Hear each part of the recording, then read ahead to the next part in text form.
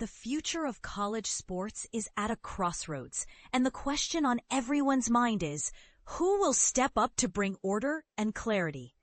Will it be Congress with its proposed legislation, or the White House through executive action? Since the landmark House versus NCAA settlement, the federal government has put forward 3 regulatory responses to shape the future of college athletics. These include the SCORE Act, the SAFE Act, and President Trump's executive order. Each aims to define athlete compensation, protect non-revenue sports, and establish federal oversight, but none has made significant headway yet. The current landscape, a race against time.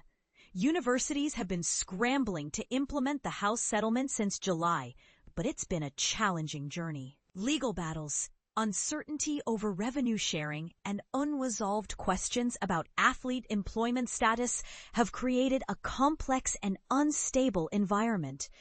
The newly formed College Sports Commission, CSC, has been overwhelmed with the volume of athlete deals submitted for approval. With only a fraction of deals approved so far, the process is causing delays, impacting both universities and athletes. Some collectives have even resorted to circumventing the approval process. Highlighting the urgent need for a streamlined system, the SCORE Act, a bipartisan effort, but controversial. In July 2025, a bipartisan group of U.S. House representatives introduced the SCORE Act, aiming to bring order to the chaotic world of college sports. However, it has faced criticism from both sides of the political aisle. The act grants limited antitrust protection to the NCAA and athletic conferences, shields them from lawsuits, and bars college athletes from being classified as employees. Critics argue it disproportionately benefits the Power 5 conferences and fails to protect smaller schools and women's athletics. Athletes.org, representing thousands of college athletes, has condemned the bill, pointing to restrictions on NIL monetization, capped school payments, and the denial of labor protections. They argue that athlete voices are being silenced, and legislation should be developed in partnership with athletes. The SAFE Act, prioritizing athlete welfare. While the SCORE Act is stalled, Senate Democrats introduced the SAFE Act, which focuses on athlete welfare and non-revenue sports. It consolidates media rights, protects Olympic sports, and enhances athlete mobility and support. It also regulates athlete agents and establishes a committee to oversee revenue distribution.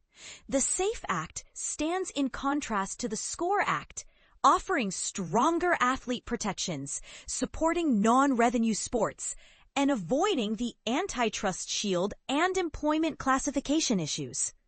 Initial feedback shows support from athlete advocacy groups and smaller schools, while the NCAA and Power 5 conferences remain skeptical.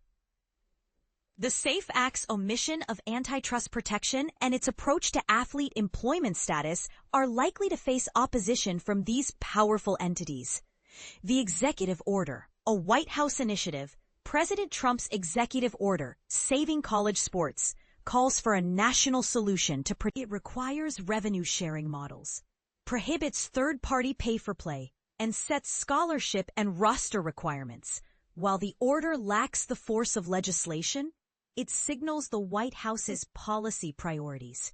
Its focus on women's and non-revenue sports aligns more with the SAFE Act than the SCORE Act's institutional protections. A step towards clarity? If federal agencies provide consistent guidance, universities may gain some clarity on House compliance and the evolving legal landscape. Legislative reform efforts are not new, but the SAFE Act has gained more support than previous proposals. The SCORE Act, too, may receive bipartisan backing.